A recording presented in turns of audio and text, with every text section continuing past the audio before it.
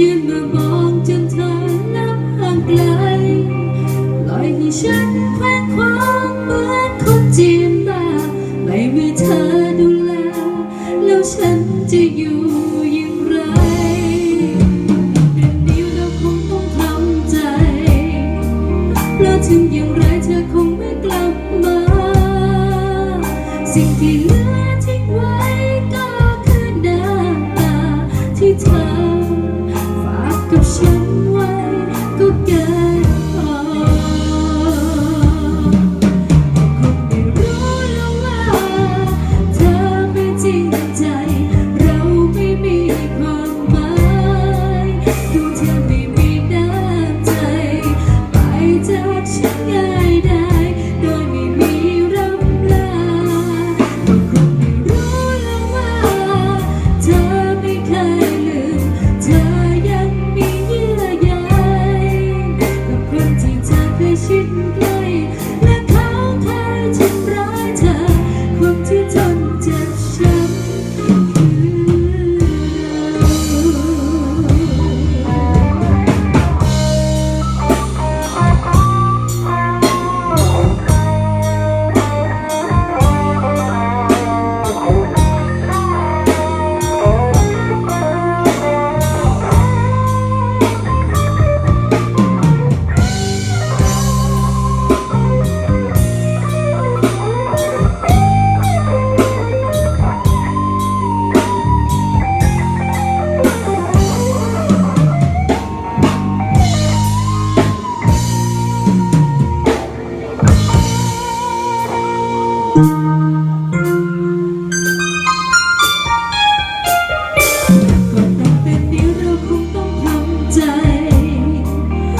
ถึงอย่างไรเธอคงไม่กลับมาสิ่งที่เหลือทิ้งไว้ก็คือน้ำตาที่เธอฝากกับฉันไว้ก็เกินพอคงไม่รู้แล้วว่าเธอไม่จริงใจเราไม่มีความหมายดูเธอไม่มีน้ำใจไปจากฉันง่ายได้โดยไม่มีร่ำลาคงไม่รู้แล้วว่าเธอไม่เคยลืมเธอยังมีเยื่อใยกับคนที่เธอเคยชิดใกล้และเขาเคยทำร้ายเธอคนที่ทนเจ็บช้ำคือ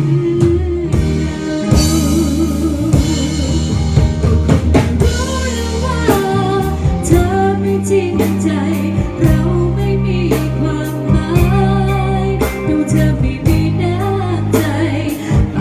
จากฉันง่ายได้โดยไม่มีร่ำลาก็คงไม่รู้แล้วว่าเธอไม่เคยลืมเธอยังมีเยื่อใยกับคนที่เธอเคยชิดใกล้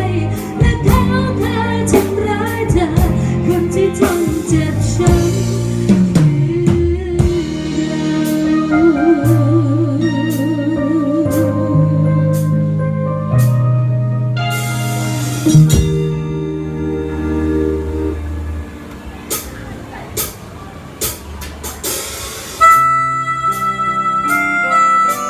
ต้อนรับทุกท่านเข้าสู่อินเตอร์ลูไซด์แล้วกันเนาะช่วงแรกๆก็ช่วงเล่านะ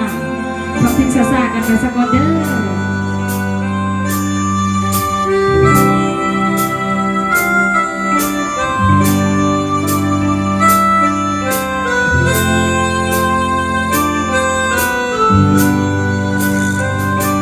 ไม่แพ้ก็ชนะ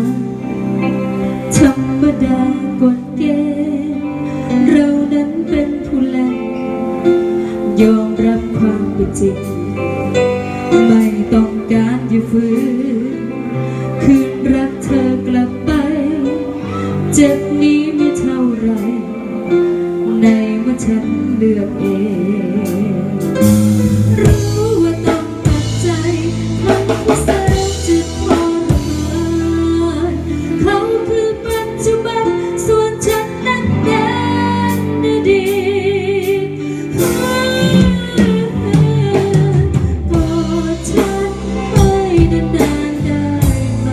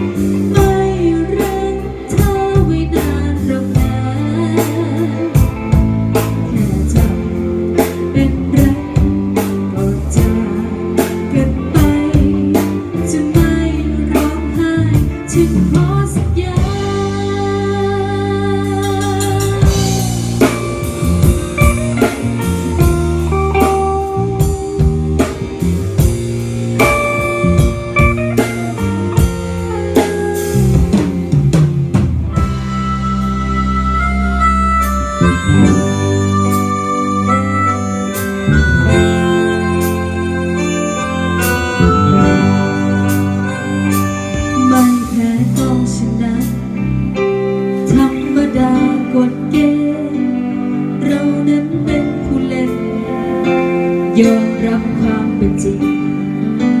ไม่ต้องการอย่าฝืนคืนรักเธอกลับไปจะหนีไม่โทษใครในเมื่อฉันเลือกเองรู้ว่าต้องตัดใจทั้งที่แสนจะทรมานเขาคือปัจจุบันส่วนฉันนั้นเป็นอดีต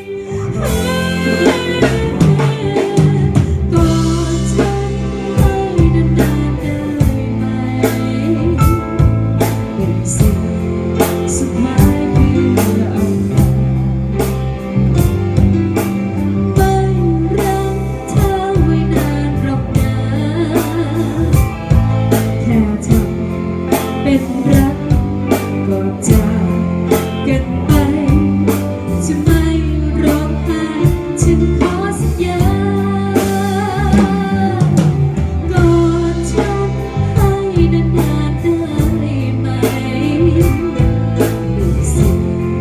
สุดท้ายเพื่อลาไม่รักเธอไว้นานหรอกนะแค่ทำเป็นรักก่อนจากกันไปจะไม่ร้องไห้ฉันขอสัญญาจะไม่ร้องไห้ให้เห็นน้ำ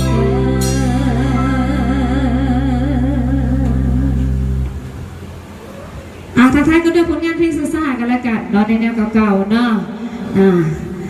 ช่วงนี้ก็บังคับเข้าสู่บรรยากาศยามบ่ายเนาะพบกับพวกเฮาได้ทุกเสาร์อาทิตย์นะมาพบกันคือเก่าเมื่อนี้วัน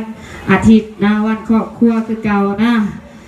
อยากฟังเพลงใดก็ขอขึ้นมาได้คือเก่าเด้อนะสำหรับถูกบทเพลงที่จุ่มเฮาเล่นได้จุ่มเฮากะเล่นให้ฟังกันแล้วกันเนาะช่วงนี้เอาในแนวเก่าๆซะก่อนเนาะส่งต่อจากลองไส้อีกจะเพลงกันแล้วกัน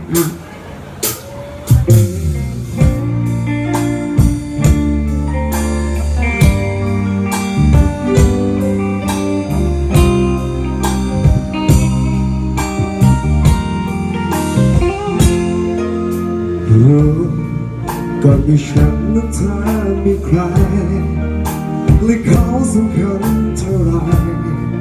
ก่อนที่เขาจะไปทิ้งเธอ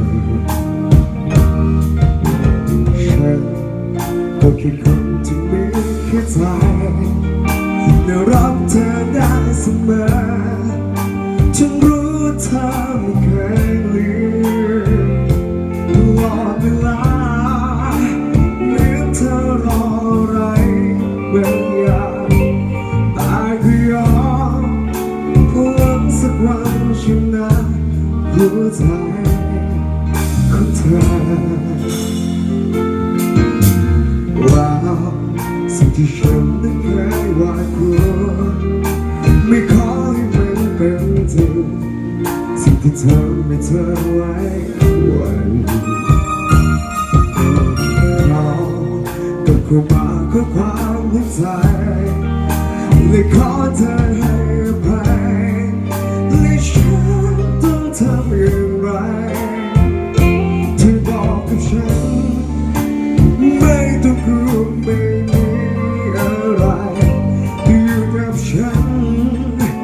แค่เพียงกายแต่ไร้หัวใจเพราะว่าเธอและเขา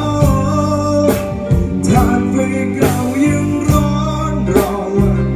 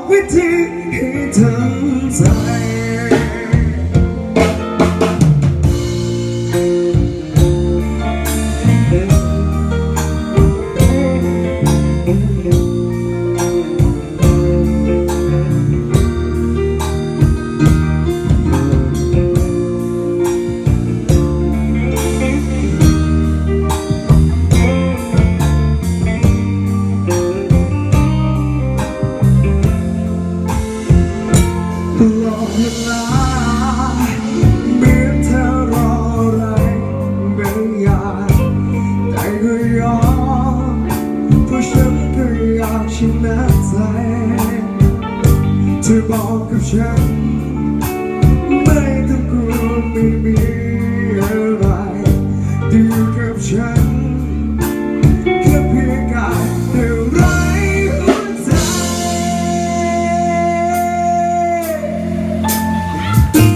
เพราะว่าเธอ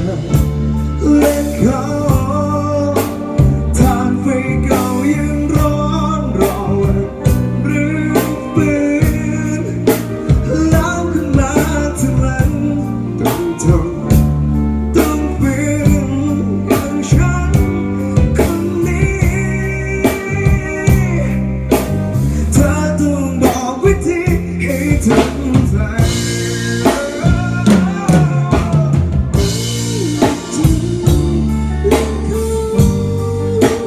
ทางไปเก่ายังร้อนรอวันหรือฝืนอย่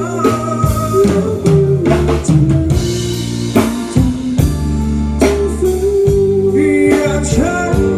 คนนี้เธอต้องบอกวิธีให้ทำใจ